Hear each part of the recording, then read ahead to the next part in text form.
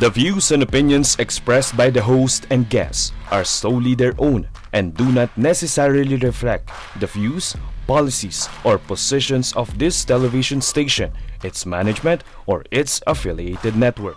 The station and its affiliates assume no responsibility or liability for the opinions expressed or the content discussed during this program. Viewer discretion is advised.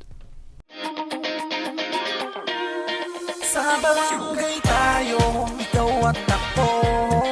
Sa barangay tayo, sa barangay tayo. Sa barangay tayo, ikaw at ako.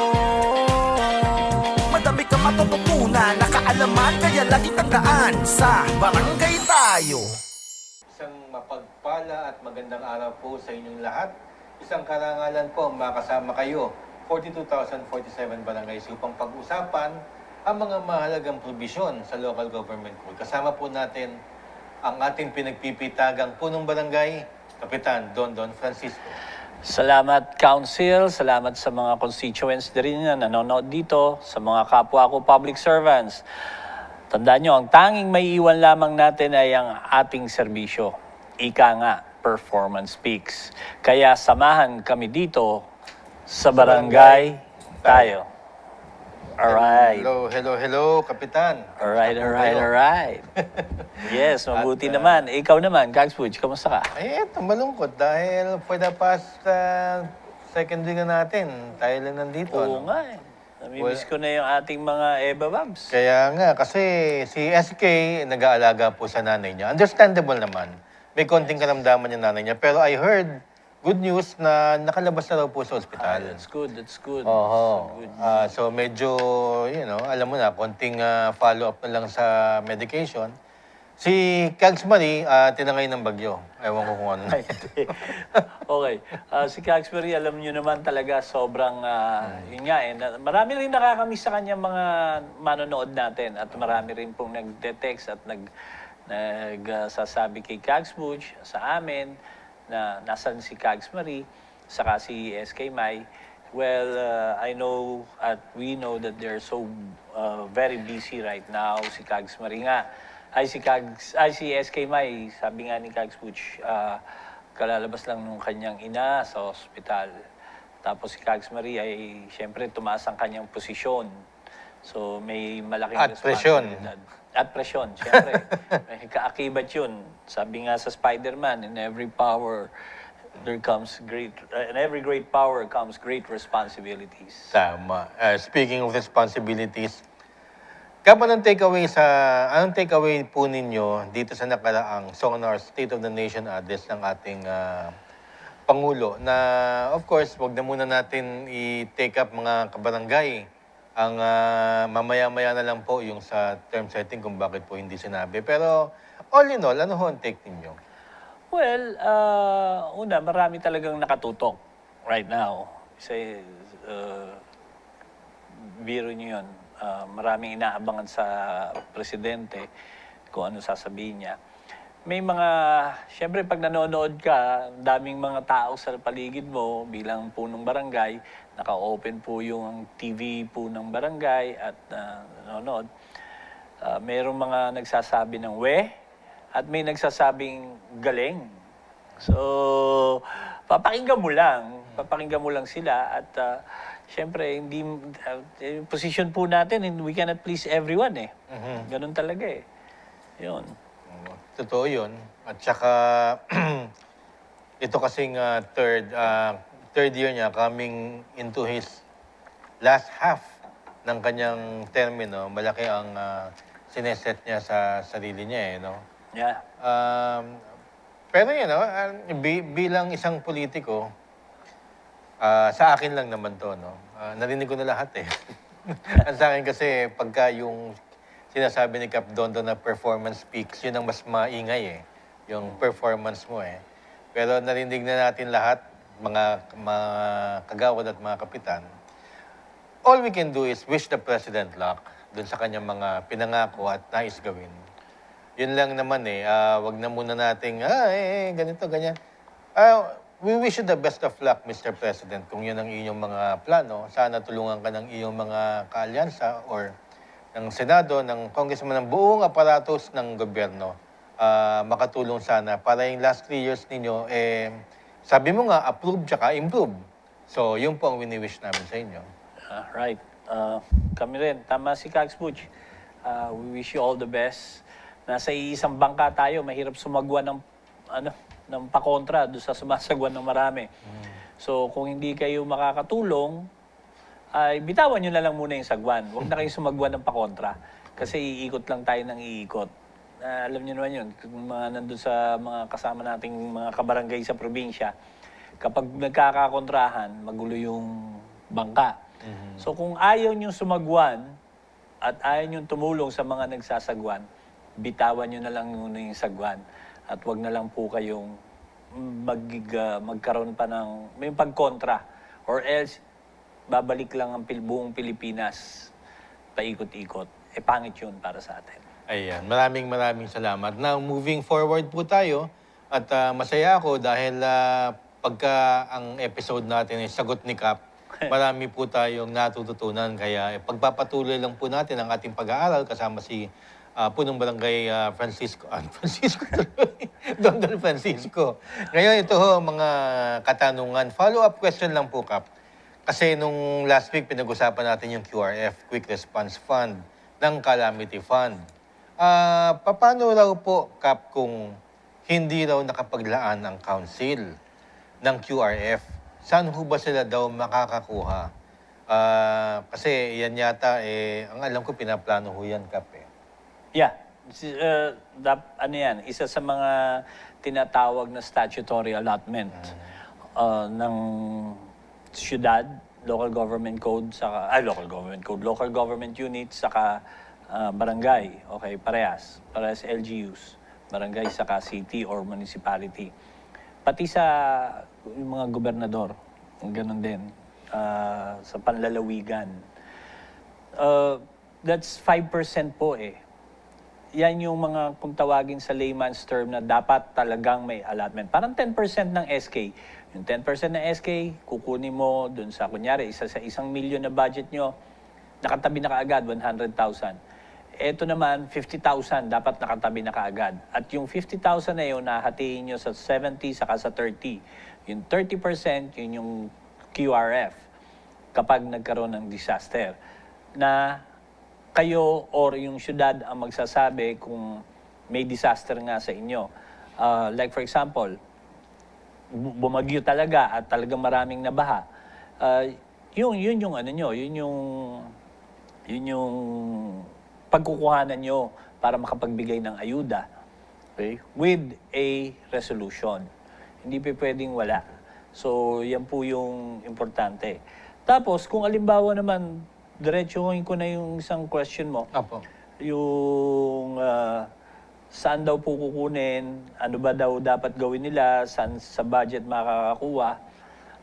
Kung ano po, Kags Butch, kung talagang wala, okay na po, pwede po pwede po gumawa ng supplemental budget.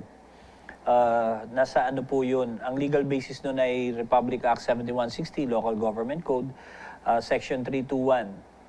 A supplemental budget may also be enacted in times of public calamity by way of budgetary realignment, to set aside appropriations for the purchase of supplies, etc., blah, blah, blah, blah, blah, blah. So, tignan nyo na lang po yung Section 321 ng Local Government Code. Okay? Yung ordinansa o resolution. Ordinansa nakalagay po dito, so safe ordinance. Shall clearly indicate the sources of funds available for appropriations as certified under oath by the city, the local treasurer, or the barangay treasurer for that matter, and wala tayong local accountant, and attested by the local chief executive, the punong barangay, and the various items of appropriation affected and the reasons for change. Ibig sasabihin nyo lang, bakit kasi may sobra po tayo rito sa ganito, ililipat lang po natin sa QRF kasi merong bagyo o may kalamidad. Hindi lang bagyo, basta kailangan kalamidad kasi yung bagyo, normal po yun. Medyo alam na natin yun Yung talagang maraming naperwisyo ng mga tao. Yun po. Ayan. Maraming salamat. Siguro, punong-puno naman ng informasyon ang ating mga kabarangay, especially yung mga hagawad. Doon po sa mga laymen, yung sinasabi ho ni Kapitan na statutory allotment, yun ho yung pro forma po yun. Kagaya po yan ng 1% na statutory allotment. Ibig sabihin, by law, kinakailangan obligado ka maglagay Yep. ng 1% sa budget na yon sa mga senior citizens. Ganon din po sa 5% calamity fund na pinagkukunan ng 30% na QRF. Yep. Dinidiscuss po yan every year pagka budget deliberations. Yes. So, ang next na tanong, Kap, paano naman daw kung ang city ay nag-declare ng state of calamity? Pero bilang isang city na state of calamity, dapat ba daw na mabigyan lahat? Kasi napapansin ng taong bayan, ang mga binibigyan lamang daw po ay ang mga talagang nakalubog. Pero kahit daw hindi nakalubog, ang pagkakaintindi nila ay dapat bigyan din daw sila. Kasi citywide daw yung state of calamity. Paano po yan, Kapitan?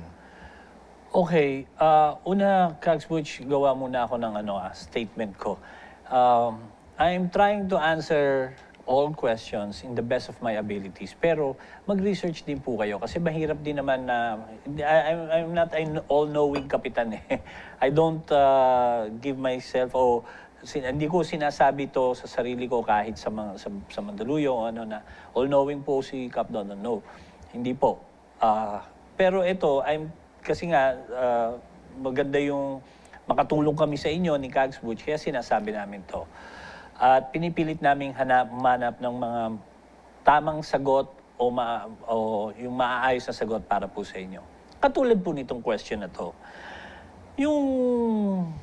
Siyempre, ikaw ang mayor, may pinaprioritize ka. Hindi naman nakatira ka sa kondo o nakatira ka sa mataas, hindi ka binaha. Unahin natin yung binaha. Dapat naman po, maintindihan po ng mga hindi binaha na kung may sobra, sige po, makakarating sa inyo. Pero kung wala naman pong sobra at talaga naman pong sakto lamang, tandaan nyo, ang bagyo ay hindi po pang-isahang taon lamang o isang bagyo. Siyempre may mga sunod-sunod dyan. At lalo na yung mga dinadaanan po ng bagyo. Hindi ho lahat magiging supisyente. So, i-prioritize natin yung talagang lumubog, nawala ang bahay. Gaya doon sa sinabi ni Presidente Marcos, mahiya naman kayo. Diba? I-prioritize natin yung mga, Huwag natin i-pressure yung kapitan na, oy, Kap, pinupolitika mo kami dahil hindi kami nabagyo. Dahil hindi mo kami binigyan ng ayuda. Teka lang. Ang tanong doon, tanongin mo muna sarili mo. Nabagyo ka ba? I'm sorry, lumubog ka ba sa baha? Talagang lubog na lubog yung bahay mo? Na-wash out ba yung bahay mo? Di ba? Yun muna, Kags Butch. Pero kung halimbawa naman na, sorry Kags Butch Okay lang. kung halimbawa naman na pwede naman gumawa ng proyekto ang barangay para mabigyan ka pa rin. Maka-ano pa rin sa inyo, maabutan pa rin kayo ng ayuda. Pwedeng kunin pa rin yan sa BDRRM fund. Di ba? O kaya, pwede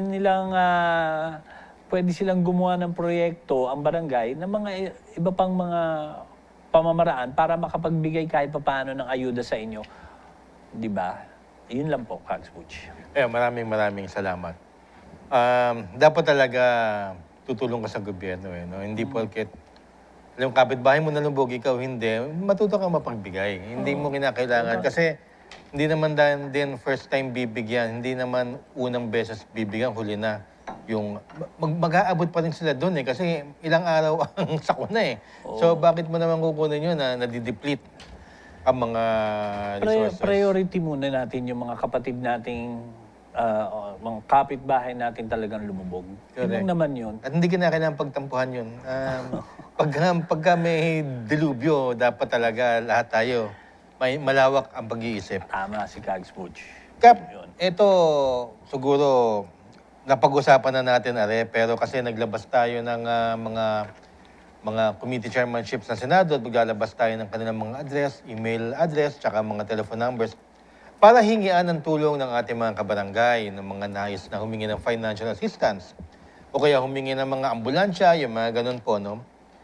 Nagtatanong paano raw humingi ng tulong sa iba't ibang government agencies. Hindi lang po sa Senado, ha? Sa inyong congressman, tsaka ibang government agencies. Yeah. At ano-ano ang mga kailangan. Siyempre, Kap, sagutin ko muna, no? Napag-usapan na natin na rin. Letter of request lang. Nandun, kung ano talagang kailangan nyo. Specific. Specify nyo. Hindi nyo pwedeng paghulain ng senador na kailangan nyo ng financial assistance. Magkano, tsaka kung anong paggagamitan. Kung magkano, tsaka anong paggagamitan, meron kayong, anong tawag din, Kap? Proposal. Project proposal. Meron kayo yun. Or program of government. Yun.